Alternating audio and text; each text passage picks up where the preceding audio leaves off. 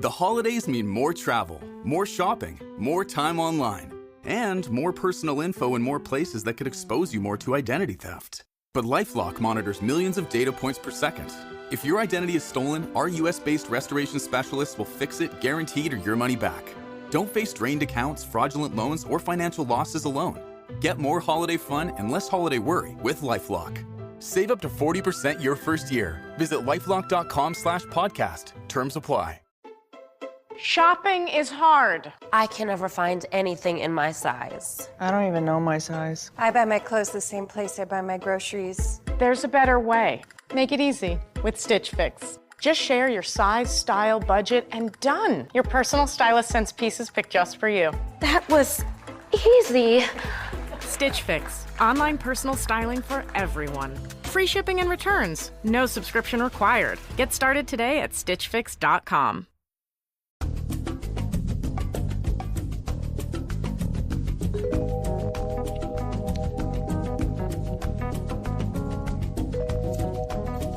Son las 5:30, una hora menos en Canarias. Vamos a abrir el territorio negro de este lunes, porque estos últimos días hemos vuelto a ver en las portadas de los periódicos y en las teles a un personaje que fue muy habitual en los años 90. Mario Conde, ya saben ustedes que ha vuelto a la actualidad, también ha vuelto a la cárcel. Es el retorno del banquero que ha regresado a prisión por ir trayendo a España paulatinamente 13 millones de euros. La operación Fénix, así se llama, ha acabado, de momento, con Conde y uno de sus abogados en prisión y también con sus dos hijos acusados de delitos graves. Hoy en nuestro territorio negro, Rendueles y Marlaska nos hablan de este eterno retorno de Mario Conde. Luis, Manu, buenas tardes. Hola. Hola, buenas tardes. Vamos a empezar, si os parece, por el final, por la celda de Soto del Real, en la que suponemos que a estas horas estará Mario Conde. ¿Por qué el juez le ha mandado a prisión y acusado de qué delitos? Bueno, pues el expresidente de Banesto está encarcelado, lo mandó a prisión el juez Santiago Pederaz, el juez de la Audiencia Nacional, y los delitos de los que se le acusa son los siguientes: blanqueo de capitales, 7 delitos contra la hacienda pública en relación con el impuesto de 3 de sus compañías en los ejercicios fiscales del 2010, 11, 12 y 14, pertenencia a organización criminal y frustración de la ejecución. El magistrado razona en su auto de prisión que Conde podría destruir pruebas y podría fugarse si se le deja en libertad, motivos por los que, cumpliendo dos de los requisitos, le envió a prisión sin fianza. Por cierto, de todo lo que has dicho, yo creo que los oyentes y yo más o menos sabemos todo de qué va, al menos yo. Delito de frustración de la ejecución, ¿esto qué significa? ¿A qué se refiere? Evitar pagar la responsabilidad que tenía, frustrar la ejecución de la sentencia, es decir, las multas, vale. Las multas que tenía que haber pagado, millonarias. Eso es. Recordemos que Mario Conde pasó varios años en prisión, tuvo 3 entradas en distintos momentos y salió en libertad definitiva en el año 2008. El problema es que esos años de cárcel no saldaron del todo sus cuentas con la justicia. Recordemos que Conde provocó la destitución del director de la cárcel de Alcalá Meco, Jesús Calvo, sí. por trato de favor. Tenía 6 visitas en vez de una, abría y cerraba la puerta de la cárcel a otros condenados, en fin. El director de Alcalá Meco, esto habla de la capacidad de seducción de Conde, fue, después de ser destituido, a la presentación del libro de Mario Conde y tomó la palabra y defendió a Mario Conde. Totalmente. Conde fue condenado a pagar, recordemos, por los casos Banestia y Argentia Trust, un total de 26.059.986,42 euros. Y no los ha terminado de pagar, porque solo ha abonado 11.998.000. Eso es. No, es que estos chicos, como leéis la sentencia y no leéis hasta los decimales. No, 12 millones por 2.000 euros. Así que debe todavía, pues, algo más, un poquito más de 14 millones de euros. Y la justicia pone los medios para cobrarse esa deuda en lo que se llama una pieza de ejecución de la sentencia, ya que aún la sentencia no ha sido ejecutada del todo. Y no lo va a estar, no va a ser ejecutada hasta que Conde salde toda su deuda. Yo creo, Manu y Luis, que lo que los oyentes se preguntan, la gente en general nos preguntamos, es ¿hasta ahora qué se ha hecho para cobrar esa deuda?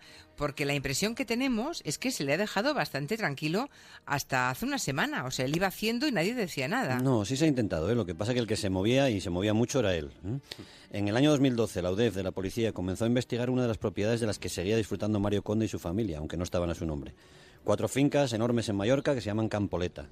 Sobre el papel, en las escrituras, oficialmente el 9 de abril de 2002, esas propiedades habían sido vendidas por 600.000 euros a una empresa de Luxemburgo que se llama Beteiligún. Las vendió a Apolo Inversiones y Servicios, que era una empresa de Mario Conde y el que fuera mano derecha suya en Banesto, Arturo Romaní, también condenado en su día. Pese a esa venta, la familia Conde siguió pasando largas temporadas en esas fincas de Mallorca y, de hecho, su mujer Lourdes ingresó 342.000 euros en metálico entre abril de 2003 y julio de 2007, es decir, 18.000 euros cada 3 meses. Después de la muerte de Lourdes, de la mujer de Conde, ese dinero se seguía pagando religiosamente mediante transferencias a una cuenta de esa empresa de Luxemburgo. En esa primera investigación, que era de la policía, en este caso no de la Guardia Civil, se descubrió que Beteiligung, la empresa que se supone que era propietaria de la finca, abrió en una sucursal de la Caixa de Pollensa una cuenta corriente. ¿Pero quién tenía firma autorizada en esa cuenta? Pues Carlos Castaño, que es un guardés de la finca y, por tanto, empleado del banquero. Así que la conclusión de la policía es que esas fincas jamás dejaron de ser propiedad de Conde y, para simular el alquiler, Lourdes Arroyo firmó un contrato de alquiler con esa compañía de 72.000 euros anuales que se dejaron de pagar en 2007. Pese a ello, pese a que ya no se pagaba nada, la familia Conde siguió disfrutando de esas fincas hasta que en enero del 2013 el juez de la Audiencia Nacional, Grande Marlaska, decretó el embargo de las fincas y la prohibición de disponer de ellas. Es decir, que simularon un alquiler de esas fincas cuando realmente se las habían vendido a ellos mismos, ¿no? Una operativa que suena bastante, lo hemos visto otras veces. Ignacio González, sí. Eso es. Cuidado, esa vez, una especie nombres, de, presuntamente, bien. Esa vez, en 2013, la justicia pilla a Conde.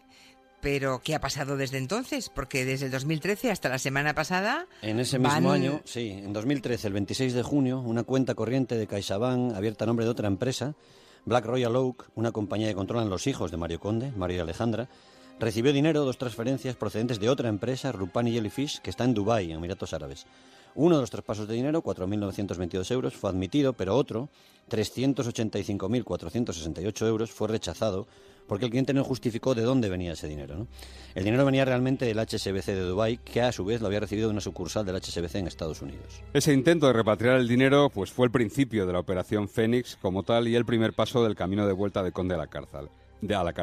Una semana después del rechazo de CaixaBank a esa transferencia, Fernando Guas, que es el yerno del exbanquero, abrió otra cuenta corriente, esta vez en un banco portugués, en el Novo Banco, para recibir esa misma transferencia, aunque con un poquito más de dinero, con 397.000 euros. La operación fue rechazada ante la existencia de, leo textualmente, indicios de blanqueo de capitales, pero el yerno de Conde trató de justificarla diciendo que el dinero era el pago de un primer plazo de un alquiler con opción a compra de 2 fincas en Mallorca que pertenecían a esa empresa, a Black Royal Oak, y decía que el precio era casi 1 millón de euros. El problema, y lo que llamó la atención de los investigadores, fue que esas fincas, apenas 2 años antes, cuando se incorporaron a la empresa en forma de ampliación de capital, apenas habían costado 166.500 euros. Es decir, prácticamente 8 veces más habían costado. Claro, y luego decían que costaban 950.000, o sea que no había venta de fincas ni nada parecido. ¿Y por qué decís que ese intento de transferencia fue el primer paso de Conde hacia prisión? Ya estaban sobre sus pasos, se deduce. Claro, CaixaBank y el Banco Portugués alertaron al SEPLAC, al Servicio de Prevención del Blanqueo de Capitales del Banco de España, detrás de la empresa titular de esas cuentas, donde salía el dinero, Black Royal Oak, donde se iba a recibir el dinero, estaban los hijos y el yerno de Conde. Y fue el primer hilo del que tiraron los investigadores de la Guardia Civil para desenredar una madeja muy compleja, que era la que formaron durante años todas las empresas que realmente eran propiedad de Mario Conde, en España y fuera de España. ¿Y cómo era ese entramado que ahora ha puesto al descubierto la Operación Fénix de la Guardia Civil? Vamos a tratar de esquematizarlo. La investigación ha desvelado que hay al menos 7 empresas radicadas en distintos países. En Suiza, en Reino Unido, en Países Bajos, en Luxemburgo y en Dubái. Y estas 7 empresas mandan dinero de manera regular a 3 compañías españolas que controla Mario Conde. No él, evidentemente, sino sus hijos, su yerno o personas de máxima confianza como su abogado, que también fue enviado a prisión. Sí, está en la cárcel también. Eso es. Esas compañías son Black Royal Oak, de la que hemos hablado, Oleficio Español y Barnacla. Para justificar esa repatriación del dinero, lo que Conde y su círculo hacían era recurrir a viejos pero eficaces sistemas de blanqueo. Por ejemplo, simulaban prestaciones de servicios o hacían ampliaciones de capital, y la realidad, según la investigación, es que ninguna de esas empresas prestaba servicios de ningún tipo, sino que su único fin era dar cobertura a la llegada de dinero desde el extranjero. ¿Y de cuánto dinero estamos hablando? Porque ¿cuánto dinero se ha movido a través de todo este entramado empresarial? Pues que se sepa, empezó hace 12 años con Mario Conde cumpliendo condena, con Mario Conde entre rejas. Ya hablamos ¿Dentro de la cárcel podía mover dinero? Sí, ya hablamos de lo que le pasó al director de la prisión donde cumplió condena. Dentro de la cárcel de Alcalá Meco, Mario Conde se produjo la primera de esas transferencias, 5.800 euros llegaron. Y al año siguiente, también con Conde en prisión, llegaron otros 10.490 euros. Eran cantidades modestas, sobre todo si tenemos en cuenta que poco después, en 2008, coincidiendo con Conde ya en la calle, en libertad, a las sociedades entidades que controla él empiezan a llegar desde cuentas extranjeras más de 2 millones de euros en un año. El dinero total que la trama ha metido en España desde otros países es, según la Guardia Civil, 10.774.274,22 euros. Vamos, casi 11 millones de euros. O sea, cuando Mario Conde cumple condena y deja ya la cárcel de forma definitiva, en 2008, es cuando se incrementan de manera ostensible esas llegadas de dinero. Sí, hasta 2008 el sistema preferido por Conde y por los suyos para meter dinero en España era mediante ingresos en efectivo, que es el más primitivo sistema de blanqueo.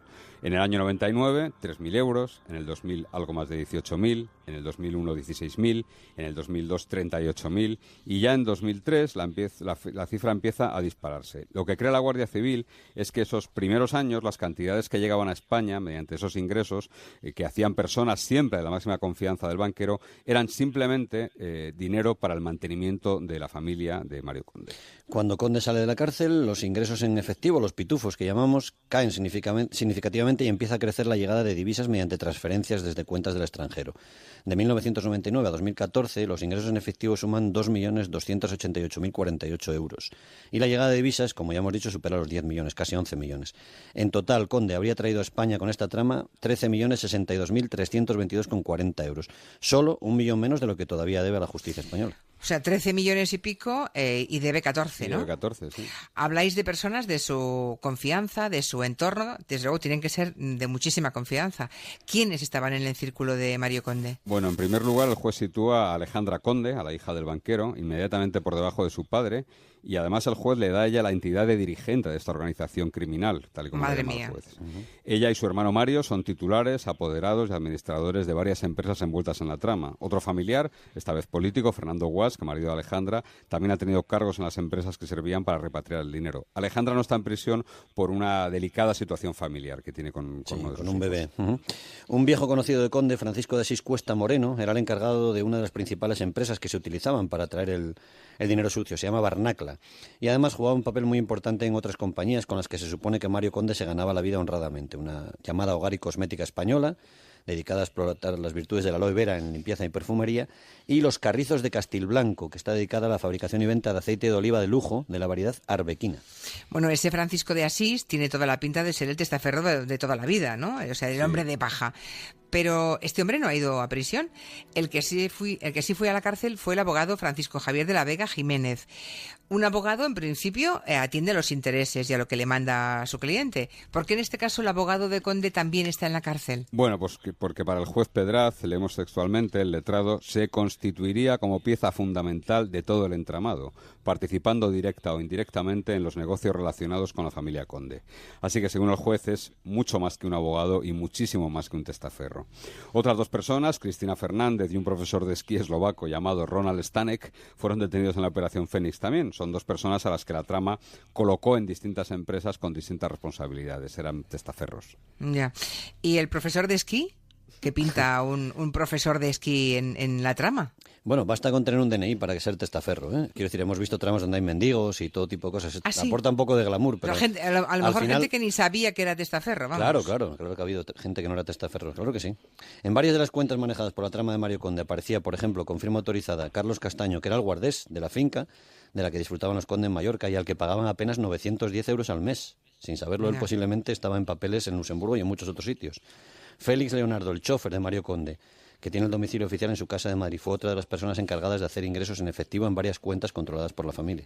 Hay algo que no se entiende y por lo que veo en Twitter tampoco los oyentes lo acaban de entender. Vamos a ver, una persona que debe ese dinero aún a la justicia, 14 millones, ¿cómo puede seguir disfrutando de un tren de vida como el que llevaba Mario Conde? Porque como además él aparecía en televisión, le veíamos, a diferencia de otras personas que han pasado por la cárcel y que después de pasar por ella se han instalado en la invisibilidad social, ¿no? En la máxima discreción, él no. Por tanto, se le veía, no podía evitar que la gente dedujera cuál era su modus vivendi y su nivel de vida. No solo debía ese dinero, el que hemos hablado, los 14 millones, sino que además era la segunda persona física que más dinero debe a la agencia tributaria, según la lista que publicó Montoro hace unos meses. Debe más de 10 millones de euros además a la agencia tributaria, así que su deuda es enorme. Lo que pasa es que él no tenía absolutamente nada a su nombre, nada de nada, y no puedes embargar un bien de su hija o de su hijo hasta que no tengas la seguridad de que el último propietario o beneficiario es el propio Mario Conde, ¿no? Mario Conde no solo disfrutó hasta el año 2013 de sus fincas en Mallorca, como hemos contado antes, sino que seguía viviendo en su lujosa casa madrileña, en la calle Triana, que ahora, por cierto, ha puesto a la venta en un poquito más de 3 millones de euros. Y además pasaba largas temporadas en un enorme pazo, por allí cerquita, en la provincia de Orense, sí, que había sido, de aquí, sí, había sido propiedad del suegro del político gallego José Manuel Baltar. Bueno, es esa casa a Mezquita, que la Xunta la ofertaba como alojamiento rural, atención, ¿eh? Sí, pero desde hace varios años nadie más que la familia Conde se alojaba allí, ¿eh? Sí, curiosamente. Entre 2009 y 2013, una de las empresas de la trama, Barnacla, pagó más de 422.000 euros de alquiler por ese pazo, más de 260.000 euros por reformar el palacete y 32.000 euros a un carpintero que hizo trabajos en la vivienda. Oye, voy a hacer una pregunta de rubia, ¿eh?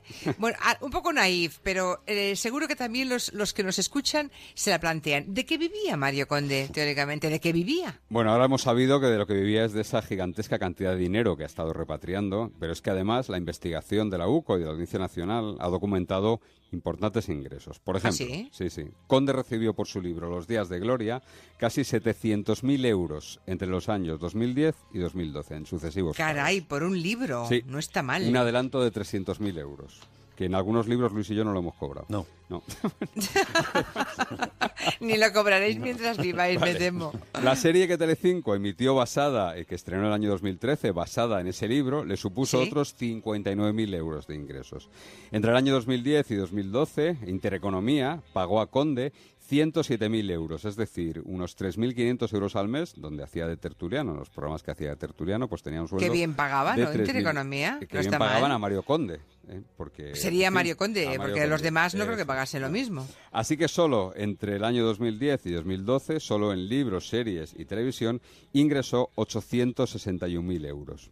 Naturalmente, todo lo cobraba a través de sociedades en las que él no aparecía y que son las mismas, curiosamente, que también servían para traer el dinero a España desde el extranjero.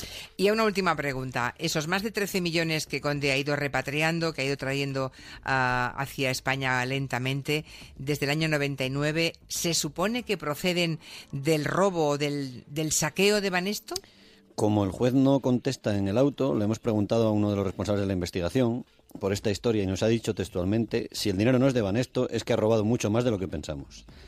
La Guardia Civil sabe a través de qué empresas llegó el dinero, pero no sabe en qué países estaba el dinero de Banesto. Así que se trata de cuadrar el puzzle, ¿no? Las comisiones rogatorias a esos países empezarán a enseñarnos muy pronto más paraísos fiscales.